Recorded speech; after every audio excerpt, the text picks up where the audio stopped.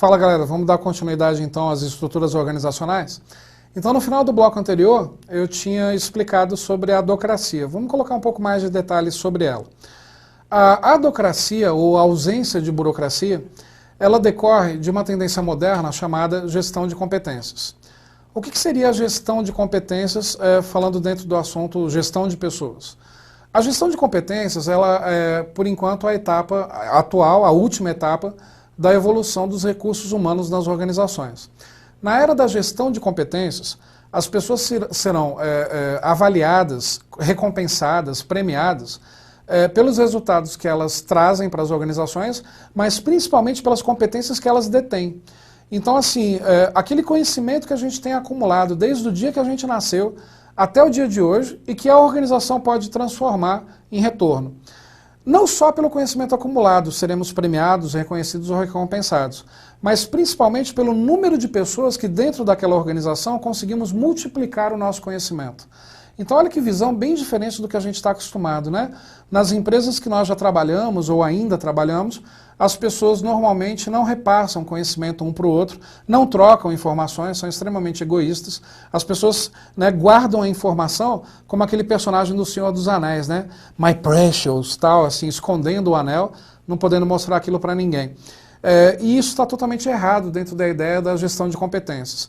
Na gestão de competências, seria normal, por exemplo, você contribuir para o crescimento de um subordinado seu, a ponto desse subordinado se tornar seu chefe.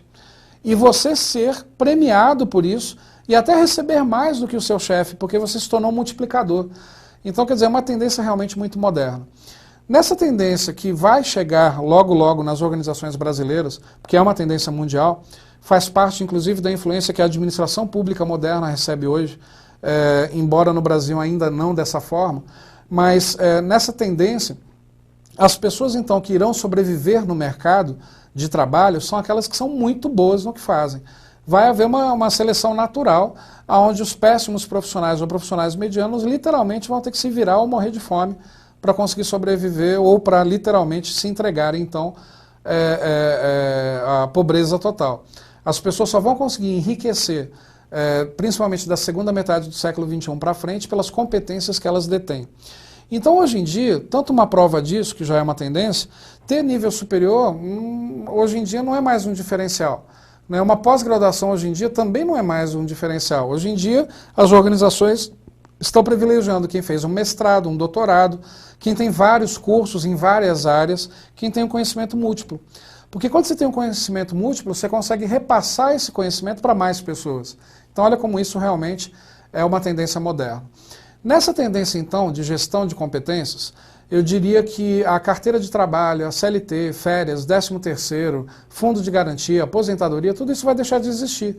Nós teremos que ser autônomos e emitir nota fiscal por prestação de serviço. Isso pensando numa gestão de competências mais avançada, com algumas décadas aí para frente. Eu diria até que concurso público deixaria de existir. As pessoas seriam contratadas por serem pessoas jurídicas, prestadoras de serviço, via licitação, via edital, alguma coisa nesse aspecto, ou até mesmo entrevista. Claro que para isso existir, a corrupção teria que ser eliminada.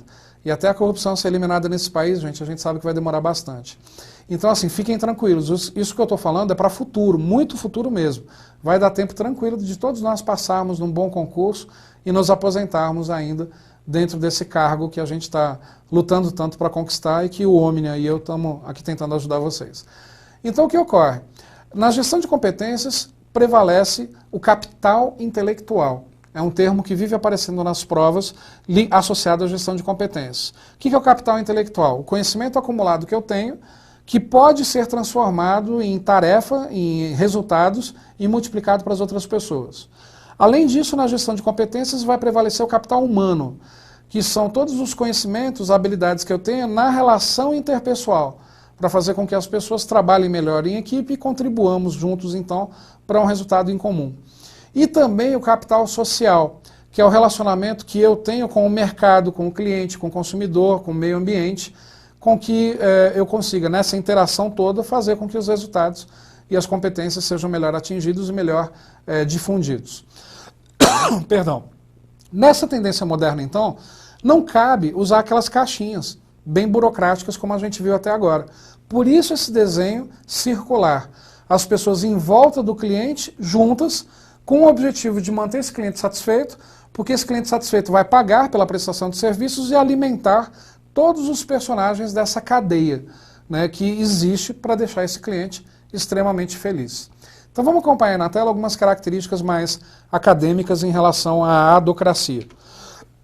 Então, como eu disse anteriormente, a adocracia, total ausência de burocracia. Tendência moderna, com base na gestão de competências e do conhecimento. Todos em prol de Vossa Majestade o cliente. Inclui fornecedores, transportadores, distribuidores, funcionários, a chamada cadeia de suprimentos. Conceito esse que vocês devem aprender dentro de administração de materiais. Ou em inglês, Supply Chain Management. O que seria uma cadeia de suprimentos? Todos esses personagens em volta do cliente, deixando ele altamente satisfeito, e esses personagens um ajudando ao outro para continuarem existindo e mantendo esse cliente satisfeito. As principais características de uma organização adocrática que merecem destaque são, primeiro, equipes de trabalho autônomas, né, aquele vínculo trabalhista deixa de existir. Temporárias, né, então quer dizer, termina uma tarefa, receberam o valor do seu contrato e a equipe se desfaz. E multidisciplinares, pessoas que entendem de vários assuntos para justamente um contribuir com o outro na transformação do conhecimento em resultado. Se diz então que a estrutura organizacional ela fica orgânica, viva, né? Pessoas que vão multiplicar conhecimentos, trocar conhecimentos, incluir novos membros, excluir outros membros pela necessidade do cliente. Pouca formalização dos processos e maior liberdade de trabalho. Por que pouca formalização? Você tem uma equipe altamente madura. Os melhores do mercado, eu não preciso de processos formais. As pessoas com maior liberdade de trabalho vão executar suas tarefas com total responsabilidade. Na adocracia, gente, não existe mais cartão de ponto, trabalhar 8, 10 horas por dia. Você pode trabalhar 15 minutos por dia, desde que você atinja o resultado. Forte presença da especialização do trabalho na formação. Então, quer dizer, numa equipe adocrática, provavelmente teremos os melhores do mercado, não só no sentido prático, mas no sentido acadêmico também. Coordenação e controle efetuados pelas próprias equipes e grupos de trabalho. Então, quer dizer, não tem um líder, não tem um chefe. Uma equipe adocrática, se eu domino aquele assunto, eu assumo a liderança naturalmente.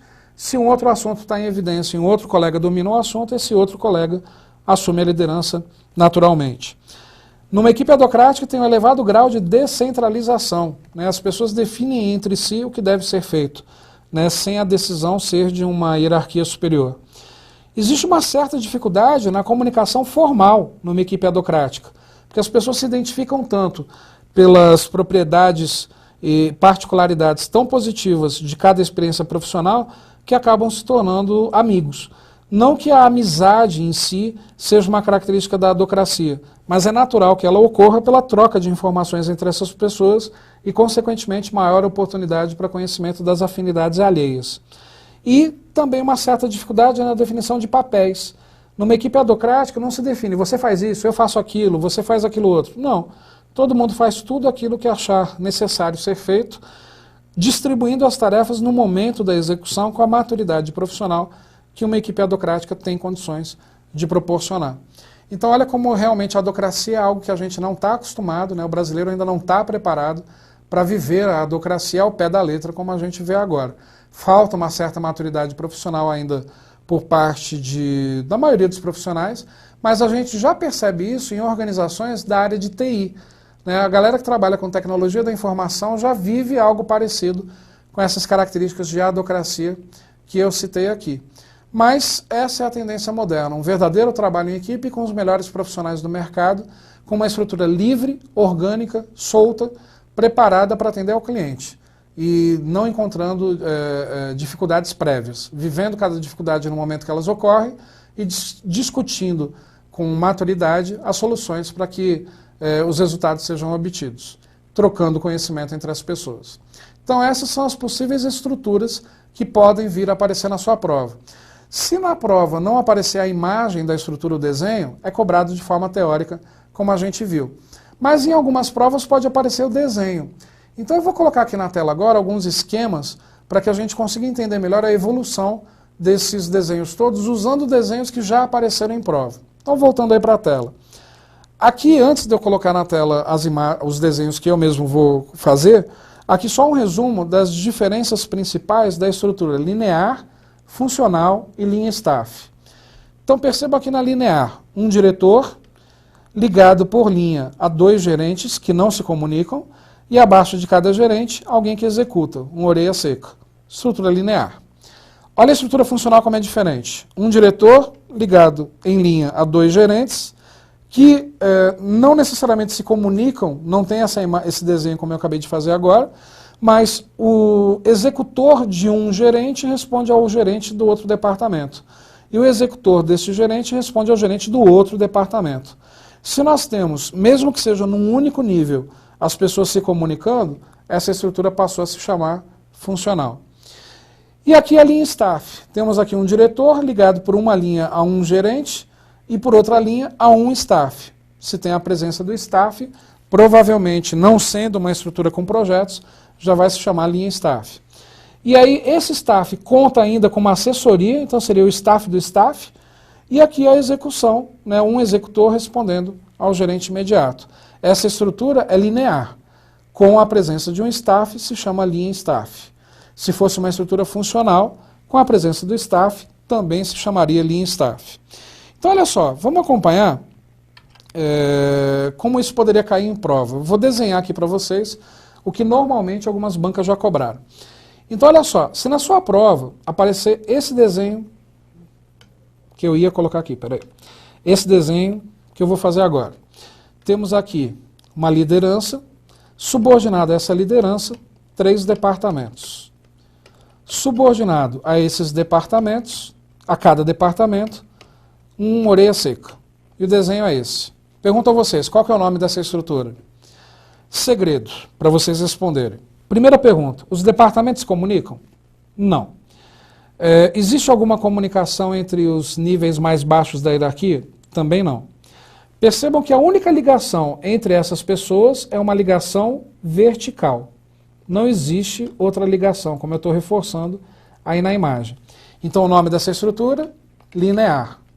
Manda quem pode, obedece quem tem juízo. As pessoas não se comunicam, o comando é centralizado, a execução descentralizada, a comunicação é apenas descendente e, quando permitida, ascendente. Então isso é a linear. Bom, se essa é a linear, como seria uma estrutura funcional? Então deixa eu apagar essa. Funcional agora. Temos uma liderança, 3 departamentos, igualzinho o desenho que eu fiz anterior. Abaixo de cada departamento, o orelha seca. Então, de novo, essa estrutura se chama linear. Só que agora, os departamentos se comunicam. E os níveis mais baixos da hierarquia também. Além disso, o orelha seca deste departamento responde ao chefe do outro departamento e ao chefe do outro. O orelha seca desse departamento também responde ao chefe de um departamento e o chefe do outro. E este outro orelha seca também responde ao chefe de um departamento, ou responde ao gerente de um departamento e o do outro. Voltando. Então, quer dizer, todo mundo se comunicando. Essa estrutura agora chama-se o quê, gente? Funcional. Então, o que é uma estrutura funcional? Não importa o cargo, o que importa é a função. Todas as pessoas se comunicam, onde a comunicação ela é descendente, ascendente, horizontal e diagonal. Quando existem todas as direções da comunicação, isso é chamado de comunicação aberta ou cruzada, para justamente as pessoas tomarem decisões mais próximas da realidade de quem precisa daquela decisão. Então essa é a funcional. Vamos deletar aqui e vamos fazer a imagem do que normalmente aparece em prova como sendo o chamado linha staff. Então olha agora, recapitulando a linear e a funcional e incluindo o staff. Então nessa estrutura, onde a gente tem um chefe e 3 departamentos, ela é linear, os departamentos não se comunicam. Só que o gerente deste departamento aqui está muito sobrecarregado, coitado. Ih, gente, de novo. Está muito sobrecarregado, coitado. E, será que eu deletei? Deixa eu fazer o desenho de novo, então. Então, esse gerente aqui do canto direito, ele está muito sobrecarregado. E ele não está conseguindo executar todas as suas funções burocráticas. E então ele conta agora com uma assessoria. O que a gente percebeu agora? Ó? Uma caixinha lateral ligado por uma linha a alguém. Qual que é o nome dessa estrutura? Linha staff. Mesmo que ocorresse numa estrutura funcional, como essa que eu estou desenhando agora, os gerentes se comunicam, ainda assim, se esse gerente tivesse assessoria de alguém, qual que seria o nome dessa estrutura? Linha staff também. Percebam que, mais uma vez, a palavra linha não é pela estrutura ser linear. Eu posso ter uma estrutura funcional e ainda assim continuar se chamando linha staff, única e exclusivamente porque o staff está ligado por uma única linha a alguém. A palavra linha é correspondente ao staff e não correspondente à estrutura raiz. Se eu tivesse, então, por exemplo, nesse caso desse último desenho que eu fiz, deixa eu voltar aqui para a borracha. Nesse caso do último desenho que eu fiz, deixa eu apagar aqui. Se eu tivesse, então, por exemplo, vamos colocar mais níveis hierárquicos. Vamos continuar aqui os níveis hierárquicos dessa estrutura. Então eu tenho agora alguém que responde a este departamento e também responde aos outros. Essa é uma estrutura funcional. E se o staff fosse do orelha seca, do nível mais baixo da hierarquia? Porque muitas pessoas associam a necessidade do staff apenas aos níveis mais elevados, diretoria, presidência ou gerências. Mas no nível operacional eu também posso ter um staff. Se tem a presença do staff, acabou. O nome dessa estrutura é linha staff. Então o staff independe dele estar assessorando ao nível hierárquico mais inferior, ao nível de médio escalão ou ao nível mais elevado. Tem uma caixinha lateral ligada por uma única linha a alguém, se chama linha staff. Vamos ver agora então o matricial que normalmente aparecem nas provas. Então uma estrutura matricial teria o seguinte esquema. Temos aqui a cúpula. Deixa eu deletar aqui de novo, gente. Temos aqui a cúpula, 3 departamentos. Ok. Vamos recapitular tudo que a gente viu até agora? Por enquanto, essa estrutura, qual é o nome dela? Linear. Abaixo de cada departamento, a linha operacional, os orelha seca. Essa estrutura continua se chamando linear. Agora, os departamentos se comunicam. Todo mundo troca ideia com todo mundo e todo mundo fala com todo mundo. Qual que é o nome dessa estrutura? Funcional. Este presidente da empresa está sobrecarregado e ele tem uma assessoria. Qual que é o nome dessa estrutura? Linha staff. Só que vamos imaginar que esse desenho que está aí na tua tela é uma empresa de engenharia e tem 2 prédios sendo construídos ao mesmo tempo, cada prédio com um engenheiro responsável diferente. Então vamos colocar aqui desse lado. Meu Deus. É a falta de prática, gente. Pronto. Vamos colocar aqui ao lado esses 2 prédios sendo construídos. Cada caixinha dessa é um engenheiro responsável. Pergunto a vocês, se esse engenheiro responsável pela construção do prédio, acompanhando ali diariamente tudo o que está acontecendo, tiver algum problema ou tenha que dar alguma satisfação, essa satisfação tem que ser dada para quem? Para a cúpula da organização, para o nível gerencial ou para os próprios orelha seca? Seria para a cúpula. Então a gente tem que ligar esses gerentes de projeto à cúpula da organização. É importante que os 2 gerentes de projeto se comuniquem? Sempre.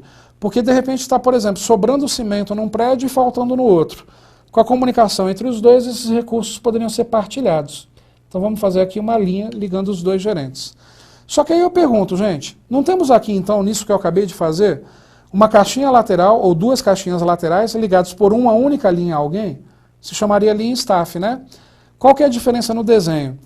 Esses 2 gerentes de projeto, como a gente acabou de concluir, devem satisfações para a cúpula da organização. Só que os gerentes de projeto, no dia a dia, se relacionam com quem? Com os gerentes de cada departamento ou com os orelha seca? Com os orelha seca. Então o que ocorre? Sendo o gerente de execução de um prédio, esse cara, o gerente de execução, tem que se relacionar com os pedreiros, com os mestres de obra, com a galera da área de compras todo santo dia. Então vamos ligar esses gerentes de execução ao nível operacional mais baixo. Então acabei de ligar o gerente desse prédio a esse nível operacional e o gerente desse outro prédio também a esse nível operacional. O que a gente percebe agora?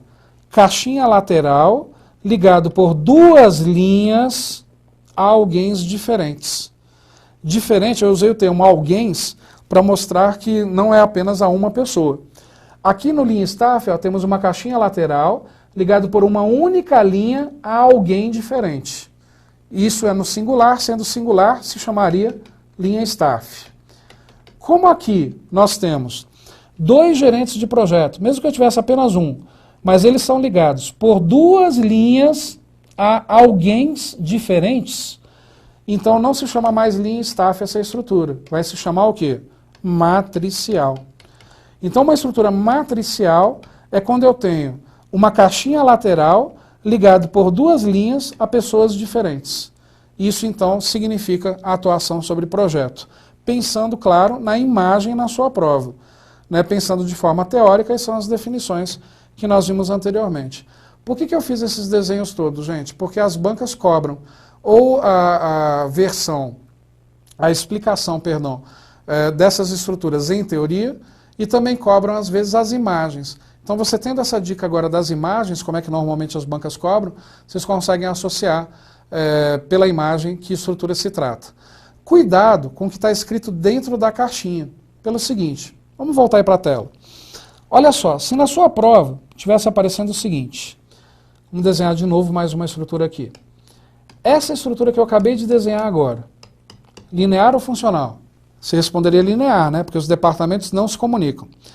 Mas vamos supor que lá na tua prova está escrito dentro da caixinha o seguinte, diretoria, e aí embaixo de cada caixinha aqui, gerência de alguma coisa. Então aqui uma gerência, aqui outra gerência e aqui outra gerência. Aí eu pergunto, qual que é o nome dessa estrutura? Linear ou funcional? Tu vai responder que é linear, né? Mas está errado. Ela seria, escrito desse jeito, funcional. Por que funcional, gente?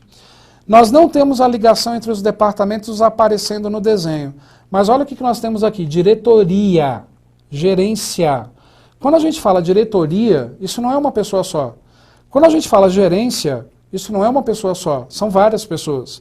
Se são várias pessoas, elas se comunicam. Se elas se comunicam, estrutura funcional. Então, assim, se não aparecer um nome nas caixinhas, a estrutura seria linear. Se aparecer esse nome, diretoria, gerência, coordenação, aí seria uma estrutura funcional, porque subentende-se que tem várias pessoas. Tá, se não tem a palavra diretoria, tem a palavra diretor. Se não tem a palavra gerência, tem a palavra gerente. Aí volta a ser uma estrutura o quê? Linear. Por quê? Porque eu tenho o nome do cargo. E o cargo é ocupado por uma única pessoa. Meio complicado a princípio, né? O que eu recomendo a vocês? Antes de avançarmos com a matéria, interrompe as aulas, né? Para de assistir um pouquinho e dá uma olhada na parte teórica dessas definições. Como eu já disponibilizei para vocês desde a primeira aula, manda um e-mail para mim que eu mando para vocês as minhas apostilas sobre esses assuntos com uma explicação extremamente detalhada e também com exercícios.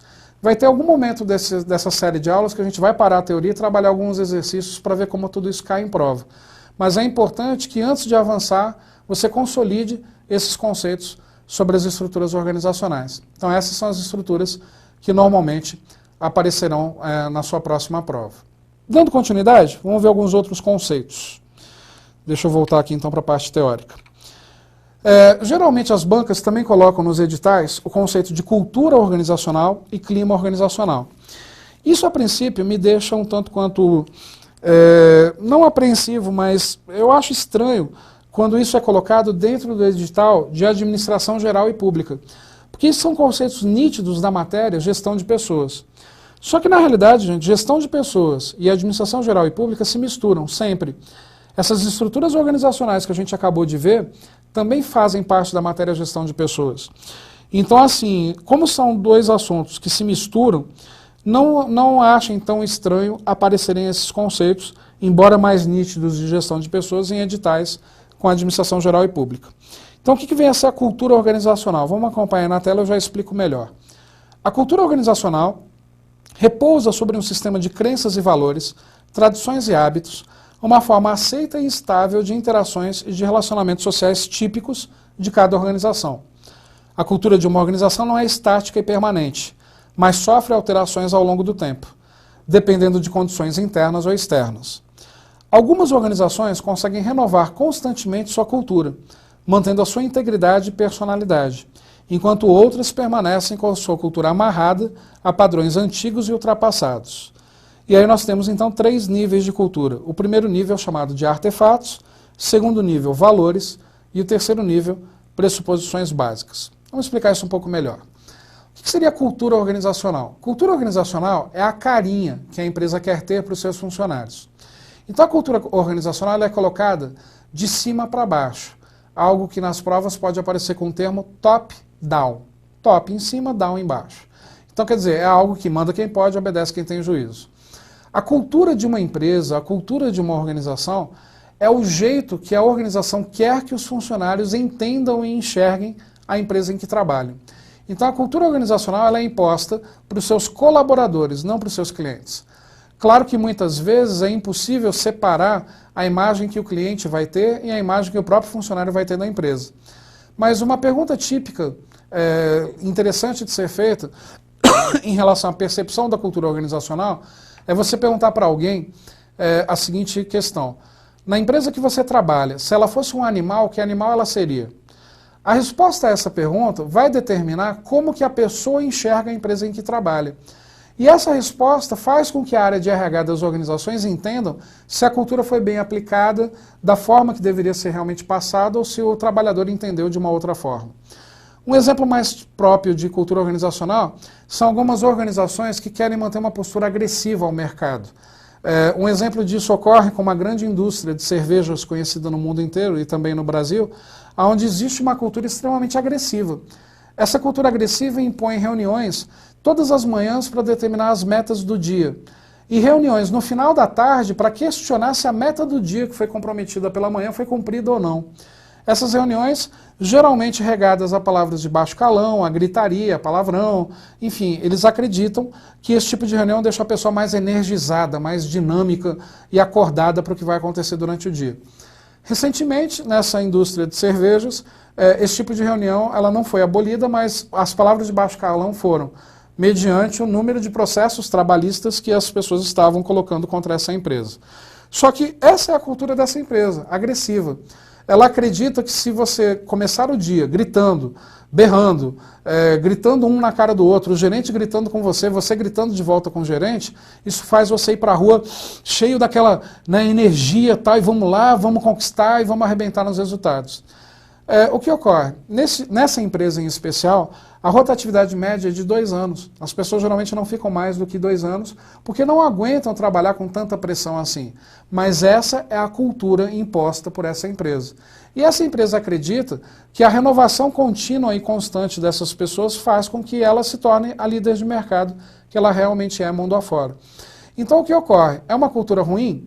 Ao meu olhar sim, talvez ao seu olhar sim. Mas isso faz essa empresa ser líder de mercado. Então, quer dizer, tem algo que dá certo, né, nessa cultura. Bom, esse conceito de cultura, então, ele pode ser repassado para as pessoas por meio de tradições, de hábitos, de manifestações, de certos valores, crenças, que são repassados para os funcionários. Logo de cara ou pouco a pouco. Por isso, os 3 níveis de cultura. O primeiro nível é como se fosse a superfície, algo que todo mundo percebe.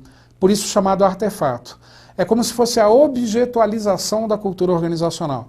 Então, por exemplo, você acaba de entrar numa empresa e percebe, numa determinada reunião que você participou pela primeira vez, que o melhor resultado do mês foi premiado e chamado lá na frente pelo presidente da empresa para ser elogiado e reconhecido.